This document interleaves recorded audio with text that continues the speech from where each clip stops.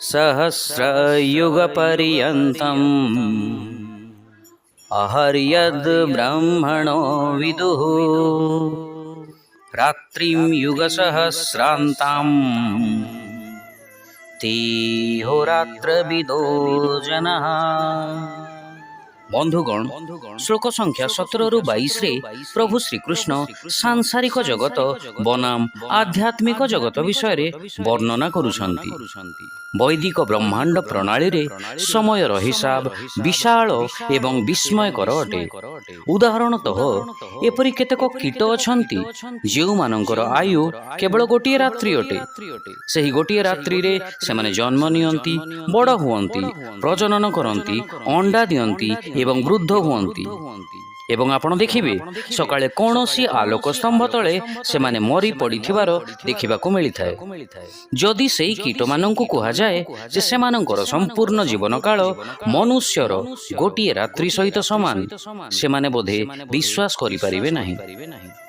ବେଦ କହେ ଦେବତାମାନଙ୍କର ଯଥା ଇନ୍ଦ୍ରଦେବ, ବରୁଣଦେବ, ଅଗ୍ନିଦେବ ଆଦିଙ୍କର ଗୋଟିଏ ଦିନ ପୃଥିବୀର ଗୋଟିଏ ବର୍ଷ ସହିତ ସମାନ।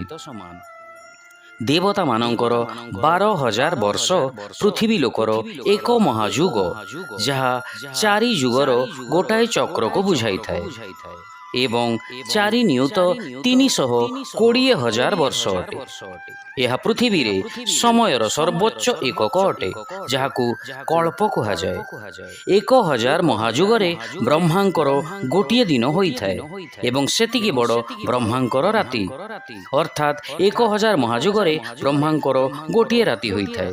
ଅତଏବ ବ୍ରହ୍ମାଙ୍କର ଗୋଟିଏ ଦିନ 2,000 ମହାଯୁଗ ସହିତ ସମାନ ହୋଇଥାଏ ଏବଂ ବ୍ରହ୍ମାଙ୍କର ଆୟୁ 100 ବର୍ଷ ଅଟେ, ଯାହା ପୃଥିବୀରେ ହିସାବରେ 311 ଖର୍ବ 40 ଅର୍ବ ବର୍ଷ ଅଟେ। ବେଦର ଗଣନା ଅନୁସାରେ କଳି ଯୁଗର ଆୟୁ 4,32,000 ବର୍ଷ ଅଟେ। ଦ୍ୱାପର ଯୁଗର ଆୟୁ 8,64,000 ବର୍ଷ ଅଟେ।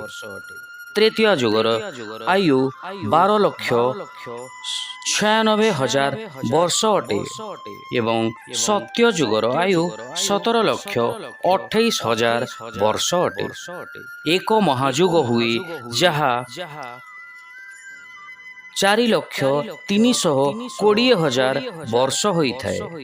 1,000 ମହାଯୁଗ ବ୍ରହ୍ମାଙ୍କର ଗୋଟିଏ ଦିନ ବା ଗୋଟାଏ କଳ୍ପ, ଯାହା 4,320 ଲକ୍ଷ ବର୍ଷ ଅଟେ ଏବଂ ସେତିକି ବଡ଼ ବ୍ରହ୍ମାଙ୍କର ରାତି ମଧ୍ୟ ହୋଇଥାଏ। ଶ୍ରୀକୃଷ୍ଣ କହୁଛନ୍ତି, ଯିଏ ଏହାକୁ ବୁଝିପାରିଥାଏ ସେ ଦିବା ରାତ୍ରିର ବାସ୍ତବ ଜ୍ଞାତା ହୋଇଥାଏ। ବିଶ୍ୱ ବ୍ରହ୍ମାଣ୍ଡର ଅବଧି ବ୍ରହ୍ମାଙ୍କର 100 ବର୍ଷ ଆୟୁ ସହିତ ସମାନ, ଯାହାକି 311 ଖର୍ବ ଏବଂ 40 ଅର୍ବ ବର୍ଷ ଅଟେ। ବ୍ରହ୍ମା ମଧ୍ୟ ଜଣେ ଜୀବାତ୍ମା ଅଟନ୍ତି, ଯିଏ ଭଗବାନଙ୍କ ପ୍ରତି ତାଙ୍କର କର୍ତ୍ତବ୍ୟ କରି ଏହି ପଦକୁ ପ୍ରାପ୍ତ କରିଥାନ୍ତି।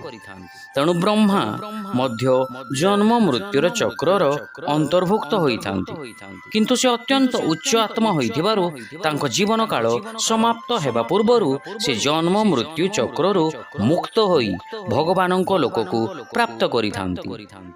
ବନ୍ଧୁଗଣ, ବେଳେବେଳେ ବ୍ରହ୍ମା ପଦ ପାଇଁ କୌଣସି ଅଧିକାରୀ ଆତ୍ମା ନ ମିଳିଲେ ଭଗବାନ ସ୍ୱୟଂ ବ୍ରହ୍ମା ହୋଇଯାଇଥାନ୍ତି। ଶିକ୍ଷା: ବ୍ରହ୍ମାଙ୍କର ଗୋଟିଏ ଦିନ ବା କଳ୍ପ 1000 ସଂଖ୍ୟାର ଚତୁର୍ଯୁଗ ବା ମହାଯୁଗ ସହିତ ସମାନ ଅଟେ ଏବଂ ତାଙ୍କର ରାତ୍ରିର ଅବଧି ମଧ୍ୟ ଠିକ୍ ସେତିକି ଅଟେ। ଯେଉଁ ବିଜ୍ଞ ବ୍ୟକ୍ତି ଏହା ଜାଣିଥାନ୍ତି ସେ ଦିବା ଓ ରାତିର ବାସ୍ତବିକ ସତ୍ୟତାକୁ ବୁଝିପାରିଥାନ୍ତି।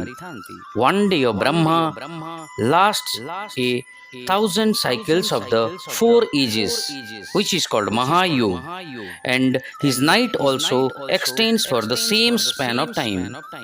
The wise who know this understand the reality about day and night. Hare Krishna.